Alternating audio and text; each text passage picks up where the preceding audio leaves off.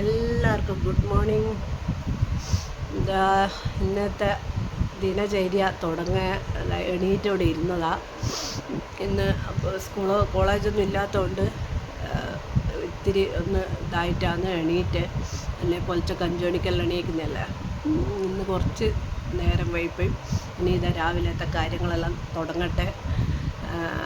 ഇന്ന് രാവിലത്തെ ഒരു ഇത് ഇങ്ങനെ കാണിക്കാമല്ലോ എന്ന് വിചാരിച്ച് ഞാൻ എണീറ്റ് കഴിഞ്ഞാൽ ഒരു രാവിലെ തൊട്ട് നമ്മളെ ചായൻ്റെ ഒരു സമയം വരെ എന്തെല്ലാമാണ് ചെയ്യുന്നതെന്നുള്ളത് ഒന്ന് കാണിച്ചു തരാമല്ലോ എന്ന് വിചാരിച്ച്. അപ്പോൾ ഞാൻ എല്ലാം ഒന്ന് കാണിച്ചു തരാം. എല്ലാവർക്കും ഒരിക്കൽ കൂടി ഗുഡ് മോർണിംഗ്. രാവിലെ എണീറ്റ് കുളിക്കുകയെല്ലാം ചെയ്ത് കഴിഞ്ഞാൽ തന്നെ നമുക്കൊരു പകുതി ഒരു സമാധാനം കിട്ടും. തലേ ദിവസമുള്ള മൂഡ് ഓഫും കാര്യങ്ങളെല്ലാം പോയി പിറ്റേ ദിവസം നല്ലൊരു പോസിറ്റീവ് ചിന്തയും ഇതെല്ലാം ആയിട്ട് നമ്മൾ എണീറ്റ് കുളിയെല്ലാം കഴിഞ്ഞ് ഒരു വിളക്കെല്ലാം വെച്ച് പ്രാർത്ഥിക്കുകയെല്ലാം ചെയ്ത് കഴിഞ്ഞാൽ നമുക്ക് പകുതി ഒരു വേറെ എല്ലാത്തിനും ഒരു ആശ്വാസം കിട്ടുന്നില്ല. എന്നാൽ നമുക്ക് തന്നെ ഒരു മനസ്സിനൊരു ആശ്വാസം കിട്ടും. അപ്പോൾ ഞാനിതാ ഒരു വിളക്കെല്ലാം വെക്കട്ടെ. പിന്നെ എൻ്റെ ഓരോ ദിവസത്തെ രാവിലത്തെ പണി ഇതെല്ലാം.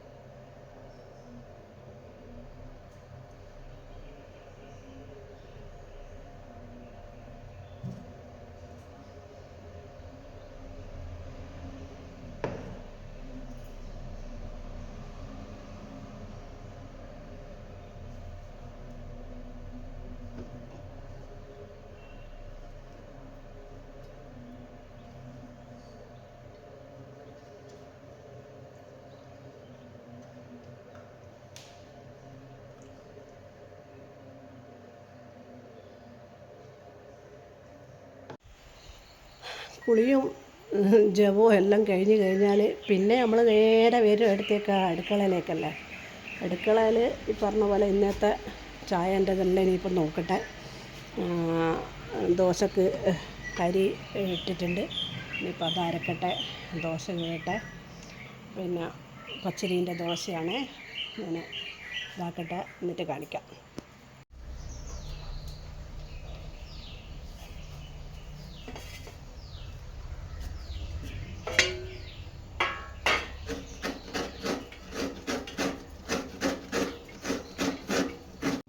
കഴുകി വൃത്തിയാക്കി വെച്ച പച്ചരി എടുത്തിട്ടുണ്ട് ദോശക്ക്. ഇതാ കുറച്ച് തേങ്ങ ചരിയതും കൂടി ചേർക്കുന്നുണ്ട്. ഇനി ഒരിത്തിരി നല്ലോണം ഒന്ന് അരച്ചെടുക്കാം. പച്ചരി തലേ ദിവസം അരച്ച് വെച്ചിട്ട് ദോശ ഇട്ട് കഴിഞ്ഞാൽ നല്ല രസം ഉണ്ടാവും. അല്ലെങ്കിൽ അതാ ദിവസം രാവിലെ എണീറ്റിട്ട് നമുക്കിങ്ങനെ അരച്ചിട്ട് ദോശ ഇടാം. ഇന്ന് ഞാൻ ഇതിൻ്റെ അകത്ത് ചോറ് ചേർക്കുന്നില്ല. ചോറ് ചേർക്കാൻ പറ്റാത്തതുകൊണ്ട് ഞാൻ മൈദപ്പൊടി ചേർത്തിട്ടാണ് ചുടുന്നത്. നല്ല വൃത്തിക്ക് അരച്ചെടുത്തിട്ടുണ്ട് പച്ചരിയും മൈദപ്പൊടിയും തേങ്ങയും കൂടി. ഇനി നമുക്കിത് നല്ല നൈസായിട്ടുള്ള നീർദോശ പോലത്തെ ദോശ ചുട്ടെടുക്കാം. ദോശക്കല്ല് അടുപ്പത്ത് വെച്ചിട്ടുണ്ട്.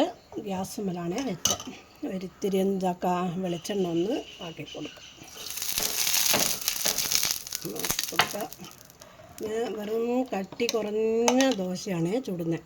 അതുകൊണ്ട് ഒറ്റൊരു ഇത് കയ്യിൽ മാത്രം മതി ദോശേൻ്റെ കൂട്ട്. എന്നിട്ട് ഇങ്ങനെ നിങ്ങൾ ചുറ്റിച്ച് കൊടുക്കുക. എന്ത് ദോശ വേണമെങ്കിലും നിങ്ങൾക്ക് വിളിക്കാം. നീർദോശയോ അല്ലെങ്കിൽ സാധാ കട്ടി കുറഞ്ഞ ദോശയോ എന്ത് വേണമെങ്കിലും വിളിക്കാം. നമ്മൾ നോക്കാം.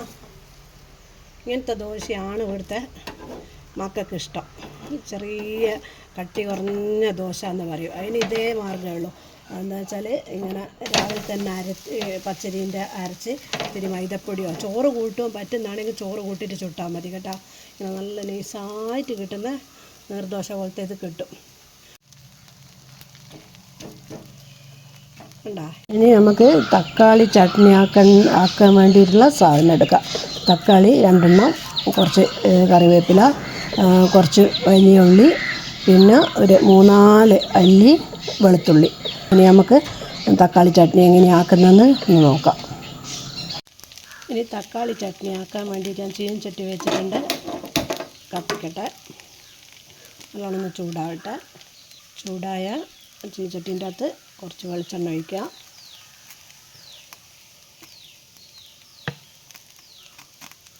കുറച്ച് എണ്ണ ഒഴിക്കാം.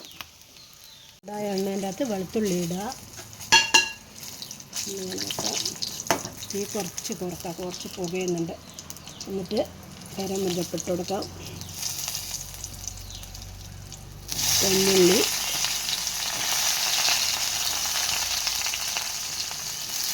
വെള്ളുള്ളി കുറച്ചാണ് വേണ്ടത് കേട്ടോ. തക്കാളി ചട്നിക്ക് ചെറിയൊരു കഷ്ണം ഉള്ളി മാത്രം മതി, കൂടുതലൊന്നും വേണ്ട. കുറച്ച് ഉപ്പിട്ട് കൊടുക്കാം. ഉപ്പിട്ട് കഴിഞ്ഞാൽ ആ ഉള്ളി എന്താ പെട്ടെന്ന് ഇതായിട്ട് വരില്ല. ഉള്ളി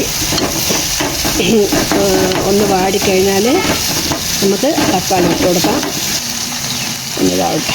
ഞാൻ വട്ടത്തിൽ മുറിച്ചിട്ടതാണ്, എന്നാൽ പെട്ടെന്നങ്ങ് വാടിക്കിട്ടും.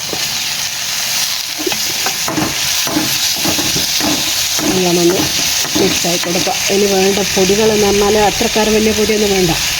എന്താ ഇത്തിരി മുളക് പൊടി ഇട്ടിട്ടുണ്ട്, അത്രയേ വേണ്ടു. അധികം എരിവായിക്കഴിഞ്ഞാൽ ഈ മുളക് പൊടിക്ക് ഭയങ്കര എരിവ്. മഞ്ഞൾപ്പൊടി അത്ര മാത്രമേ വേണ്ടു. തക്കാളി ഉള്ളി നല്ലവണ്ണം ഇതായിട്ട് വാടി വന്നിട്ടുണ്ട്. കണ്ട, അടിഞ്ഞ് തക്കാളി നല്ലോണം അടിഞ്ഞ് ചേർന്നിട്ടുണ്ട്. ഇനി നമുക്കിത് തണിഞ്ഞിട്ട് നല്ലോണം തണിയണം. എന്നിട്ട് നമുക്ക് മിക്സീൻ്റെ ജാറിലിട്ടിട്ട് നല്ലോണം ഒന്ന് അരച്ചെടുക്കാം. ഇനി ഈ വാടി വന്ന തക്കാളി വേണ്ട ഒന്ന് ഇതിൻ്റെ അകത്തിട്ടിട്ട് നമുക്ക് മിക്സീൻ്റെ ജാറിലിട്ടിട്ട് ഒന്ന് അരച്ചെടുക്കാം.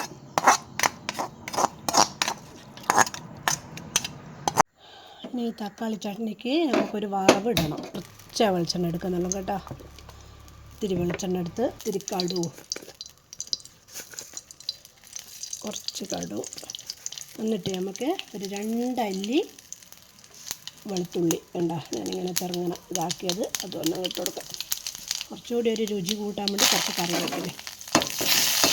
ഇനി നമുക്ക് എന്ത് ചെയ്യാം, അരച്ച് വെച്ച ഈ തക്കാളി ചട്നി ഇതിൻ്റെ അകത്തേക്ക് ഒഴിക്കാം. ചട്നിയായി, തക്കാളി ചട്നി റെഡിയായി. ഓക്കെ.